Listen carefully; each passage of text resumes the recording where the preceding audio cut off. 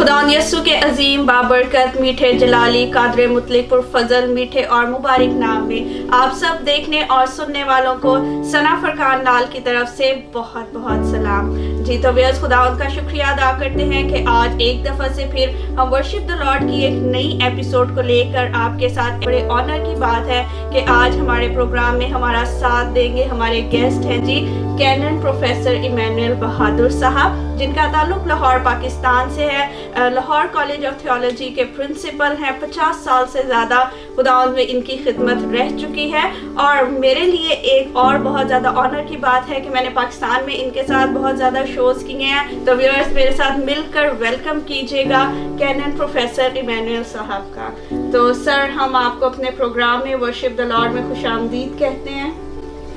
बहुत बहुत शुक्रिया मोहतरमा, इस प्रोग्राम में मुझ नाचीज़ को दावत देने के लिए शुक्रिया। इस बात के लिए खुदा का शुक्रगुजार हूँ कि वो मुझ नाचीज़ को आज इस वक्त अपने जलाल के लिए इस्तेमाल किया चाहता है। बहुत बहुत शुक्रिया इस खूबसूरत दावत का। आमीन। तो व्यूअर्स, हमारे जिस तरह प्रोग्राम की रवायत है, प्रोग्राम का सिलसिला है कि हम अपने प्रोग्राम में हम अपने प्रोग्राम का स्टार्टिंग प्रेयर से करते हैं। तो मेरी दरख्वास्त है आपसे, प्लीज़ हमारे प्रोग्राम की स्टार्टिंग प्रेयर कीजिएगा। आइए खुदावंद खुदा के हुजूर अपनी आंखें बंद करें, अपने सिरों को झुकाएं, क्योंकि सिजदों के लायक हमारा खुदावंद ही खुदा है। ऐ अजीज़ खुदावंद खुदा, हम तेरे कदमों में आए हैं और तुझे सिजदा करते हैं, तेरे हुजूर नजराना तशक्कर पेश करते हैं, क्योंकि तू ही आसमानों में ज़मीन पर ज़मीन की नीचे की सारी बरकत हमको अता करता है। तेरा बहुत शुक्रिया प्यारे यीशु के लिए, बाइबल मुकद्दस के लिए, रूहुल कुद्स के इनाम के लिए जो दिलों में रहता है। तेरा शुक्र शुक्र शुक्र करते हैं। और इस वक्त आए बाप, हमारे मुअज़्ज़ज़ नाज़रीन को और सामयात को और सामाईन को तू जब वो तेरे कलाम को सुने तो तू मेहरबानी फरमा के रूहुल कुद्स की गहरी हुजूरी में सबको बड़ी बरकत बख्शना, प्यारे यीशु के बुजुर्ग और पाक नाम में, आमीन। Thank you so much professor साहब, आपने हमारे प्रोग्राम की ज़ीनत को बढ़ाया। तो व्यूअर्स, आपको बताते चलें कि आज हम कलाम मुकद्दस में से शेयर करेंगे पुरफजल दावत के बारे में, और खुदावंद के अजीम खादिम, खुदावंद के जो अजीम सूरमा है, वो हमें बताएंगे कि पुरफजल दावत क्या है। तो सर, मेरी दरख्वास्त है कि हमारे व्यूअर्स को बताइएगा कि ये पुरफजल दावत क्या है और पुरफजल दावत देने वाला कौन है।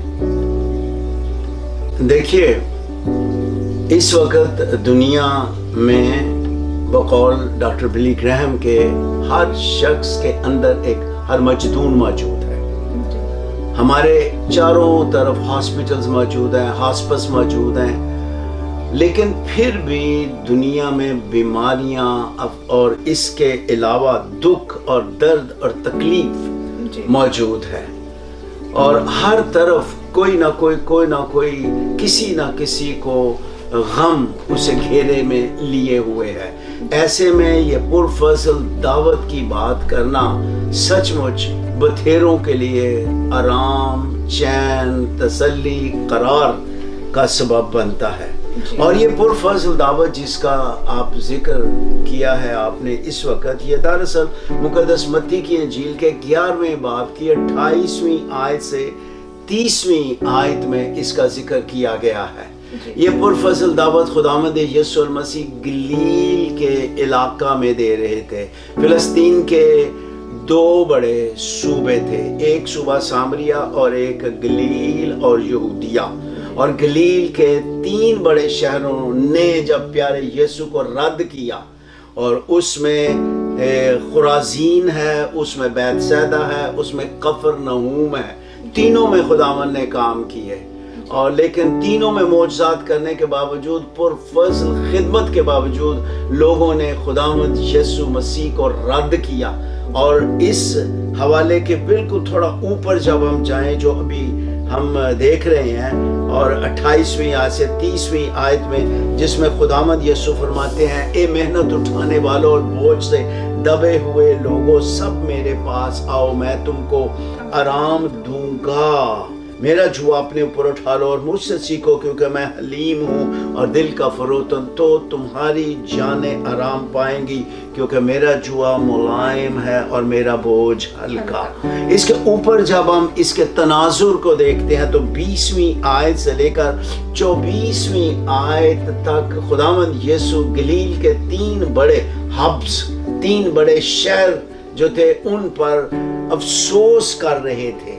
افسوس لفظ جو ہے یہ غم کی طرف اشارہ کرتا ہے، جو کہ ان تینوں شہروں نے باوجود پرفضل دعوت کے، میں نے ابھی بتایا، باوجود پرفضل خدمت کے، معجزات کے، یسوع کو رد کیا، تو تینوں شہروں پہ یسوع افسوس کر رہے ہیں۔ اے خرازین تجھ پہ افسوس، اے بیت سیدہ تجھ پہ افسوس، اور پھر وہ کفرنہوم کے بارے میں بھی یہی بات کر رہے ہیں۔ تینوں شہروں نے خداوند یسوع المسیح کو رد کیا۔ کفرنہوم کا مطلب ہے آرام کا گاؤں، لیکن آرام کے گاؤں نے آرام دینے والے کو رد کر دیا، اس لیے اس پر یسوع افسوس کر رہے ہیں۔ اور اس کا انجام کیا ہے وہ یسوع بتاتے ہیں، اے کفرنہوم کیا تو آسمان تک بلند کیا جائے گا؟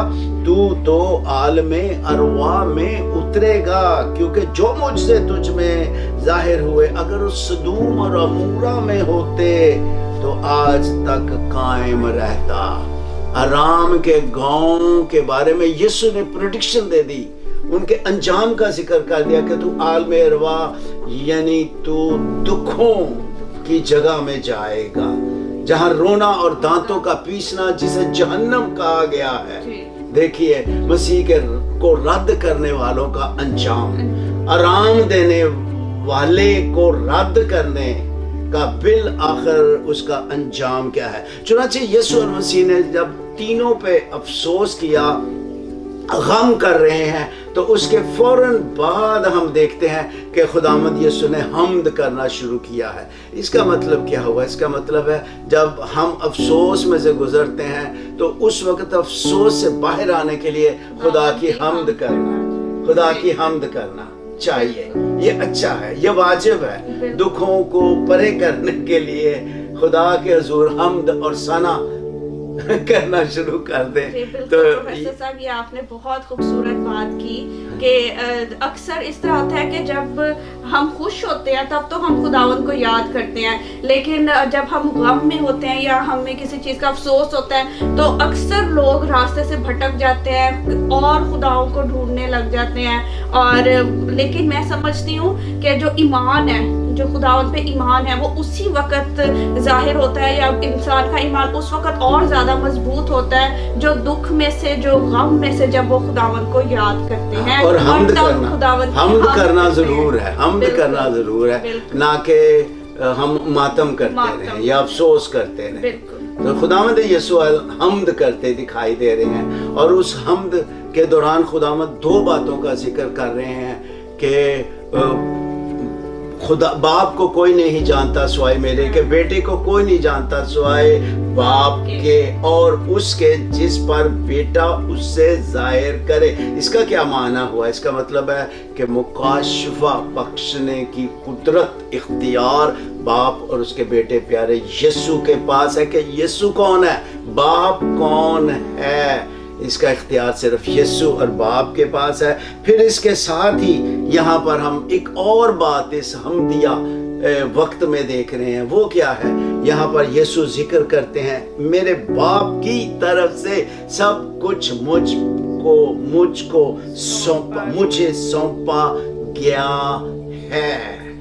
اور اگر ہم پچھلے ابواب کو پڑھیں، بدروا پہ یسوع المسیح اختیار رکھتے دکھائی دیتے ہیں، قدرتی عوامل پر یسوع اختیار رکھتے دکھائی دیتے ہیں، موت پر اختیار رکھتے دکھائی دیتے ہیں، پھر بیماریوں پر اختیار رکھتے ہم دیکھ رہے ہیں۔ کفرنہوم میں یسوع المسیح نے ایک مفلوج کو چنگا کر دیا، پانیوں میں یسوع چل رہا ہے، آندھیوں کو روک رہا ہے، اس کا نام مبارک ہو۔ یہ سارا اختیار یسوع کے سوا کس کے پاس ہے؟ کوئی بھی نہیں۔